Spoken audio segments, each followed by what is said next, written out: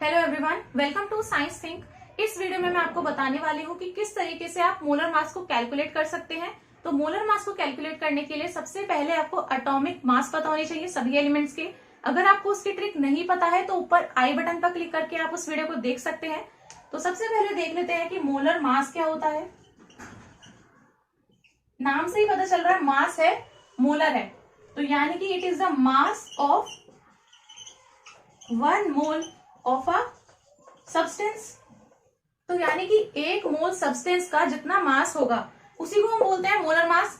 अगर मैं किसी एलिमेंट की बात कर रही हूं तो उस एलिमेंट का 1 मोल का जो मास होगा वही होगा मोलर मास। तो इसकी यूनिट्स क्या होंगी? इसकी यूनिट्स आप देख सकते हो, ये क्या है? मास है। मास को किस में लिखेंगे? ग्राम में लिखेंगे। ग्राम्स में तो लिखते हैं। और मोलर है, मोलर मतलब 1 मोल। यहाँ पे मैंने लिखा है 1 मोल का मास, तो मास हो गया किसमें? ग्राम में। और बात कर रहे हैं 1 मोल की। 1 मोल कितना होता है? 6.022 इंटू 10 की पावर 23। कितना होता है 1 मोल? तो 1 मोल है, 1 को कैसे लिख सकते हैं? पर मोल। क्योंकि हम 1 मोल की बात कर रहे हैं तो हम इसको लिखेंगे ग्राम पर मोल, क्योंकि 1 मोल की बात कर रहे हैं। तो उसकी जो यूनिट्स है वो हो जाएगी ग्राम पर मोल। तो जो हम निकालने वाले हैं उसके अंदर हम लिखेंगे हमेशा ग्राम पर मोल में। अब हम क्वेश्चन से देखते हैं कि किस तरीके से हम कैलकुलेट करेंगे।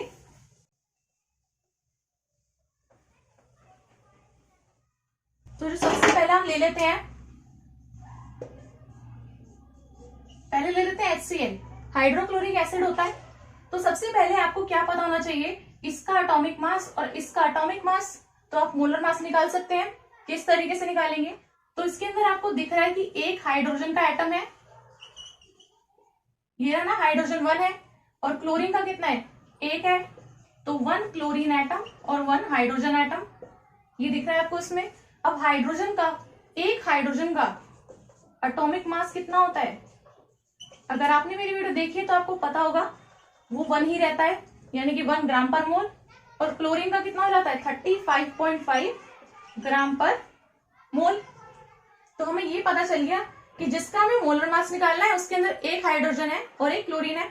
और एक हाइड्रोजन का इतना होता है, एक क्लोरीन का इतना होता है, तो उसका कितना हो जाएगा मोलर मास? तो HCl का अगर आपको निकालना है तो आप क्या करोगे? सबसे पहले क्या है? हाइड्रोजन है। हाइड्रोजन का कितना होता है? वो होता है 1 ग्राम पर मोल। सबसे पहले हम इसका मास लिखेंगे, एटॉमिक मास। अब है कितने हाइड्रोजन? कितने हैं जिसका हमें निकालना है? एक ही हाइड्रोजन है, तो मल्टीप्लाई कर दो 1 से। ये किसके लिए लिखा है? ये लिखा है हाइड्रोजन के लिए। ये हो गया हाइड्रोजन के लिए। अब बचा क्या है? क्लोरीन। तो बीच में डालो प्लस का साइन। अब क्लोरीन का कितना होता है? क्लोरीन का होता है 35.5 ग्राम पर मोल। और क्लोरीन है कितने? एक ही क्लोरीन है, तो उसको मल्टीप्लाई कर दो 1 से। और ये किसके लिए आ गया? क्लोरीन एटम के लिए। तो ये हो गया हाइड्रोजन के लिए, ये हो गया Cl के लिए। अब वही जो मैथमेटिक्स बचा है उसको सॉल्व कर दो। ये हो जाएगा 1 1 जा 1, बीच में आएगा plus 35.5 into 1 is 35.5, 35.5 plus 1 is 36.5। बस इसी तरीके से आपको कैलकुलेट करना होता है। आगे की वैल्यू जो क्या है उससे कुछ मतलब नहीं है, बस आपको सीधा ये लिखना है 1 35.5 और सिंपली इनको ऐड प्लस माइनस करना है, जो भी करना है। तो उसका जो आंसर आएगा वो इतना आएगा। तो उसका जो मोलर मास है वो है 36.5। ये था HCl के लिए।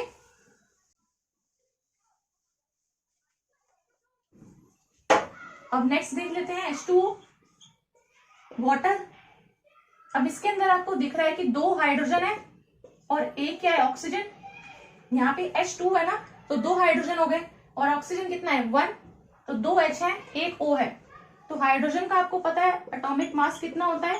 1 ग्राम पर मोल। ऑक्सीजन का कितना होता है? 16 ग्राम पर मोल। क्योंकि इसका एटॉमिक नंबर 8 है तो उसका लगभग डबल करेंगे तो 16 आएगा।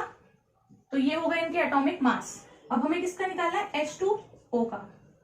तो सबसे पहले हाइड्रोजन का लिख लेते हैं। हाइड्रोजन का कितना होता है? 1 ग्राम पर मोल। लेकिन है कितने? 2 है, तो उसको मल्टीप्लाई कर दो 2 से, बीच में डालो प्लस का साइन। ऑक्सीजन है, ऑक्सीजन का कितना होता है? 16 ग्राम पर मोल। और है कितने? एक ऑक्सीजन, तो मल्टीप्लाई कर दो 1 से। ये था हाइड्रोजन के लिए, ये था ऑक्सीजन के लिए। अब सिंपल मैथमेटिक्स है, 1 इंटू 2 इज 2 प्लस 16, तो कितना आ गया 16 और 2 हो गया 18 ग्राम पर मोल। तो वाटर का जो मोलर मास होता है वो 18 ग्राम पर मोल होता है। इस तरीके से निकालना है आपको।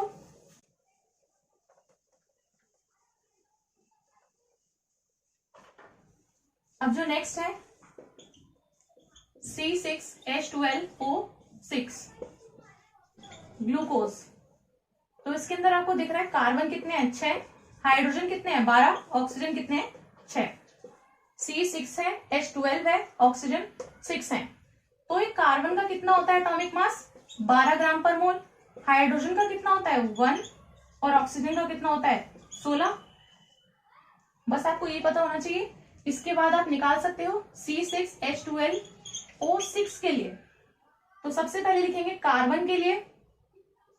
तो कार्बन का कितना होता है 12 ग्राम पर मोल, लेकिन ये तो एक का होता है कितने 6, हमें 6 के लिए निकालना है, तो उसको 6 से मल्टीप्लाई कर दो इंटू 6 प्लस हाइड्रोजन का कितना होता है 1 ग्राम पर मोल इंटू है कितने 12, तो 12 से मल्टीप्लाई कर दो प्लस ऑक्सीजन का कितना होता है 16 ग्राम पर मोल इंटू है कितने 6, तो 6 से मल्टीप्लाई कर दो।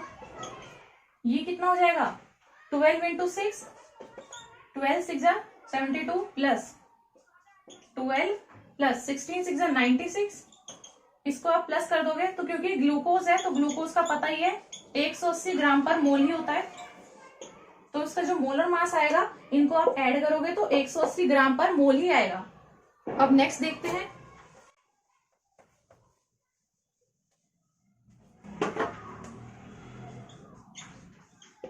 जैसे हमने HCl का निकाला था, अब हम NaCl का निकाल देते हैं। हाइड्रोजन रिप्लेस हो गया Na से। तो सोडियम का कितना होता है, सोडियम का होता है एटॉमिक नंबर 11 और इसका एटॉमिक मास निकालेंगे तो उसका डबल करके +1 करेंगे, तो यानी कि 23 ग्राम पर मोल इतना आएगा। क्लोरीन का हमें पता ही है 35.5 ग्राम पर मोल होता है, एक सोडियम एक क्लोरीन।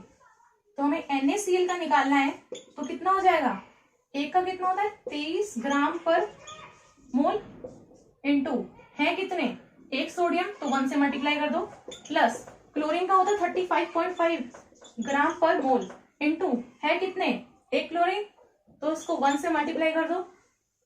इनको ऐड करेंगे तो ये हो जाएगा 23 प्लस 35.5, 3 है यहाँ पे 2 है, तो ये हो गया 58.5 ग्राम पर मोल। तो NaCl का मोलर मास आएगा 58.5 ग्राम पर मोल। अब निकालते हैं मीथेन का। तो जो नेक्स्ट है वो है मीथेन CH4। तो इसके अंदर एक कार्बन है और 4 हाइड्रोजन है, एक कार्बन है और 4 हाइड्रोजन के एटम्स है। एक कार्बन का कितना होता है 12 ग्राम पर मोल और एक हाइड्रोजन का कितना हो जाता है 1 ग्राम पर मोल। तो CH4 के लिए कितना हो जाएगा, कार्बन का हो जाएगा 12 ग्राम पर मोल इंटू कार्बन है कितने एक ही है, तो 1 से मल्टीप्लाई कर दो प्लस हाइड्रोजन का कितना हो जाता है 1 ग्राम पर मोल इंटू हाइड्रोजन है कितने 4 है, तो 4 से इसको मल्टीप्लाई कर दो। अब सिंपली 12 1 जा 12 प्लस 4 1 जा 4, 12 और 4 16 ग्राम पर मोल। तो CH4 का मोलर मास आएगा 16 ग्राम पर मोल।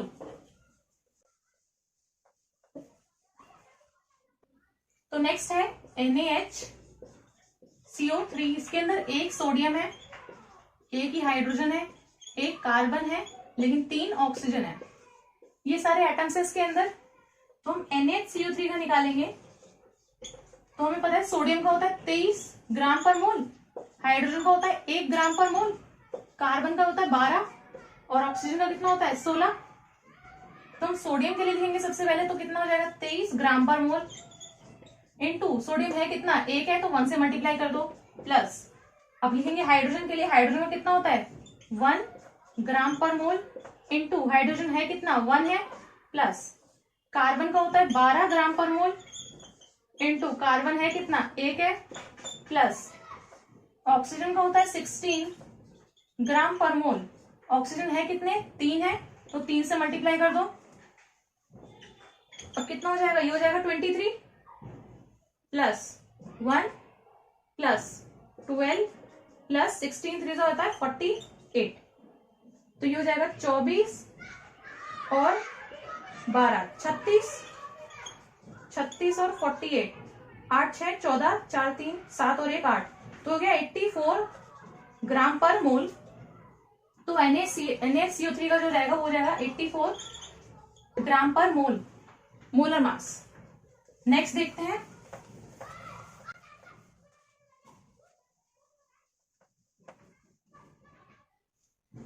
नेक्स्ट हम लेते हैं इथेनॉल C2H5OH। इसके अंदर 2 कार्बन है, 5 हाइड्रोजन है, 1 ऑक्सीजन है और एक और हाइड्रोजन है, तो 6 हाइड्रोजन हो गए इसके अंदर। तो 2 कार्बन है, 6 हाइड्रोजन है, 1 ऑक्सीजन है, तो एक कार्बन का होता है 12 ग्राम पर मोल, हाइड्रोजन का 1, ऑक्सीजन का 16।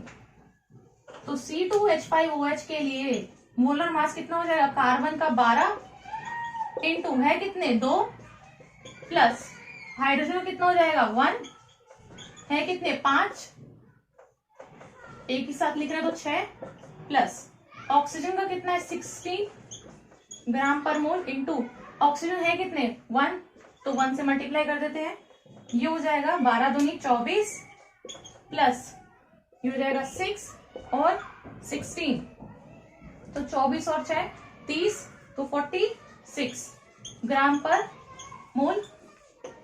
तो इथेनॉल का जो मोलर मास है दैट इज 46 ग्राम पर मोल।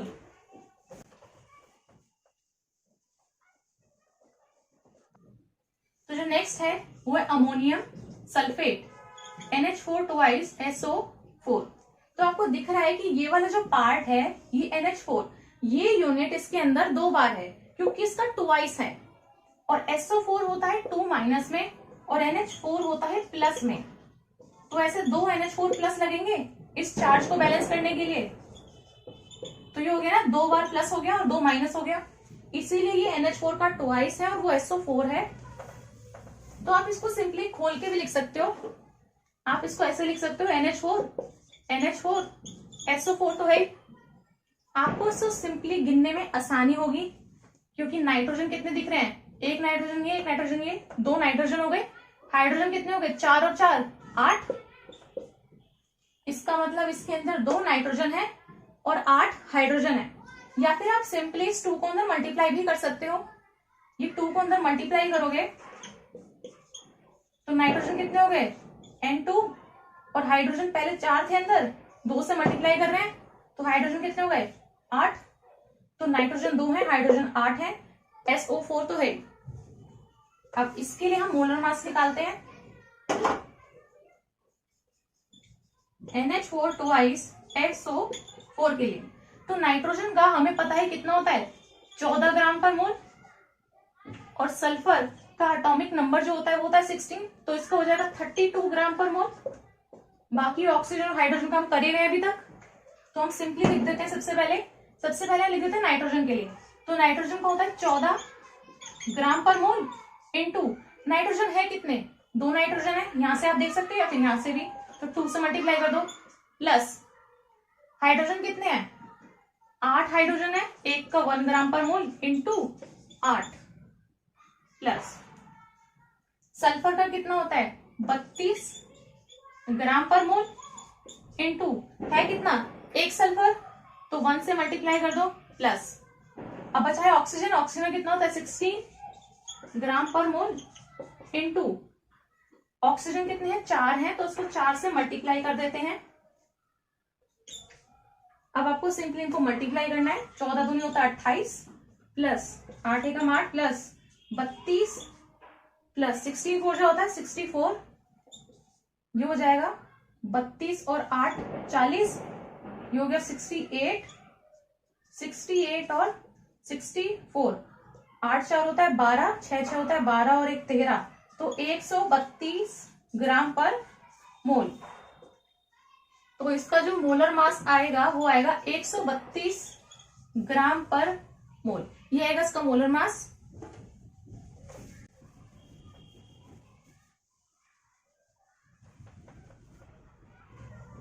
अब जो नेक्स्ट है वो है कैल्शियम कार्बोनेट CaCO3।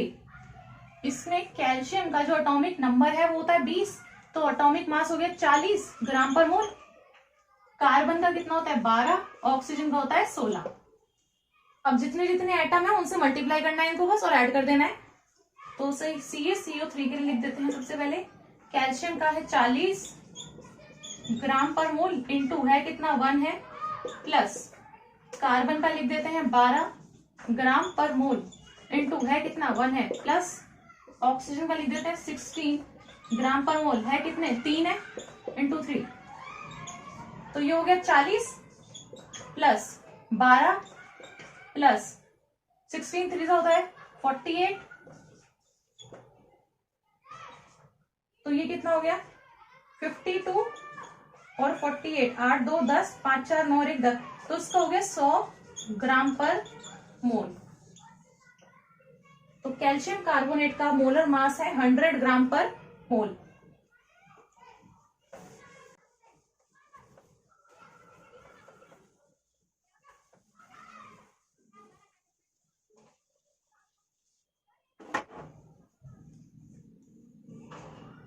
अब हम निकाल देते हैं CO2 और N2O5 का।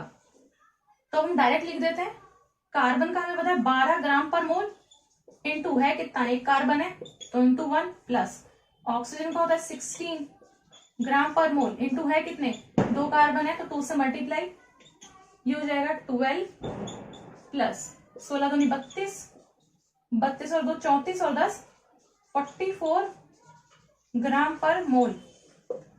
CO2 का जो मोलर मास है दैट इज 44 ग्राम पर मोल। अब यहाँ पर देख लेते हैं, नाइट्रोजन 2 है, ऑक्सीजन 5 है, तो नाइट्रोजन का होता है 14 ग्राम पर मोल, इंटू 2 क्योंकि 2 नाइट्रोजन है, प्लस ऑक्सीजन का होता है 16 ग्राम पर मोल, इंटू है कितने 5 ऑक्सीजन है तो इंटू 5। तो ये कितना हो गया 14 टू 28 प्लस 16 5 होता है 80, तो 8 और 2 10, तो 108 ग्राम पर मोल। तो अब आपको अच्छे से निकालना आ गया होगा। तो N2O5 का है 108 ग्राम पर मोल और CO2 का आया है 44 ग्राम पर मोल। इस तरीके से आप मोलर मास कैलकुलेट करते हैं एलिमेंट्स के और किसी भी कंपाउंड के।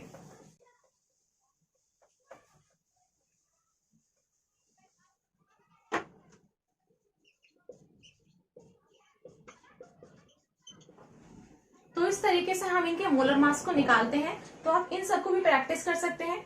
ये है NaOH, CaCl2, HCl, CCl4, CuSO4, NH4 whole twice, CO3, CH3OH। तो आप इन सबको भी प्रैक्टिस कर सकते हैं। Thanks for watching this video. मुझे उम्मीद है आपको ये वीडियो पसंद आई होगी। तो प्लीज वीडियो को लाइक कर दें, अपने फ्रेंड्स के साथ में इस वीडियो को शेयर करें और मेरे चैनल को सब्सक्राइब करना ना भूलें। Thank you.